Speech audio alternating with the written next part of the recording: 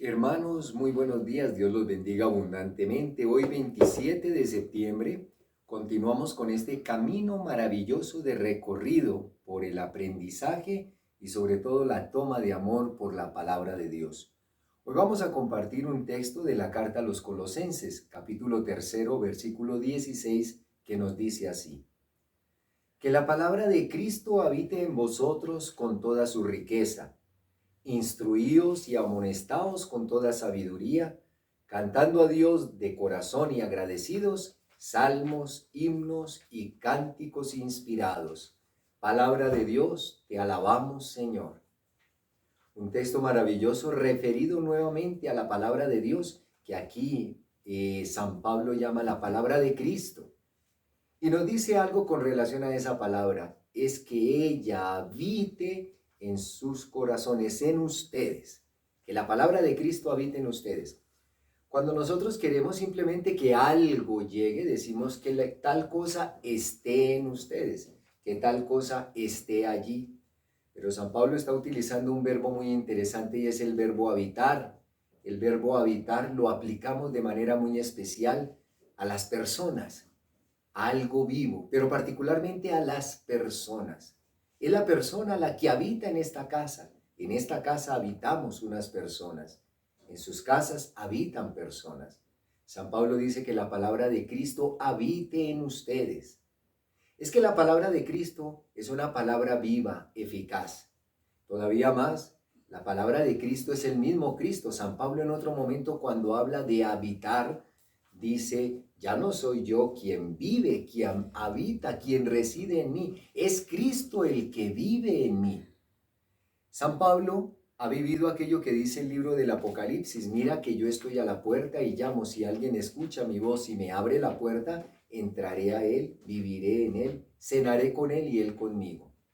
San Pablo le abrió la puerta de una manera plena a Cristo Jesús, hasta el punto en que cada día quedaba menos de San Pablo dentro de San Pablo y más de Cristo dentro de San Pablo. Ya no vivo yo, es Cristo quien vive en mí. Y si Cristo vive en mí, su palabra también habita en mí. Somos templos de Dios, el Señor vive en nosotros, pero nosotros podemos tener un pequeño inconveniente. ¿Cuál es el pequeño inconveniente?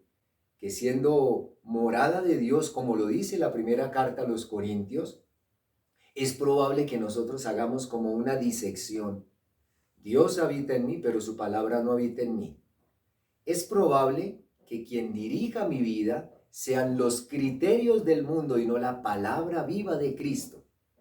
Es probable que sea la moda, que sea el afán por las riquezas, que sea las preocupaciones de este mundo y tantas otras cosas las que predominan dentro de mí, pero no la palabra verdadera de Cristo Jesús. A través de este texto, San Pablo no solamente nos está diciendo implícitamente: Cristo vive en ustedes, sino que está deseando y pidiéndonos que le abramos campo a su palabra. Dejen que Cristo Jesús les hable.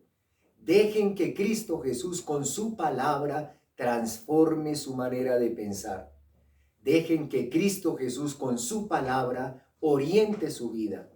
Dejen que Cristo Jesús con su palabra sea todo en ustedes como lo ha sido en mí. Así nos diría San Pablo en el día de hoy. Y esa palabra es grande, es fuerte, es poderosa, y con el mismo San Pablo lo dice en la segunda carta a Timoteo: es útil para todo. Qué bonito cuando una persona se deja llenar de la palabra de Dios, y dejándose llenar de la palabra de Dios, esa palabra está en todo.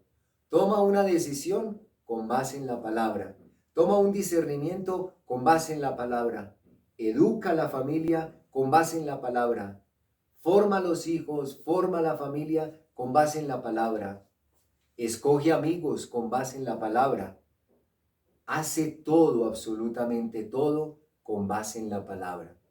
Y San Pablo nos habla aquí de algunas acciones especiales. Cantar a Dios de todo corazón y agradecidos, salmos, himnos y cánticos inspirados.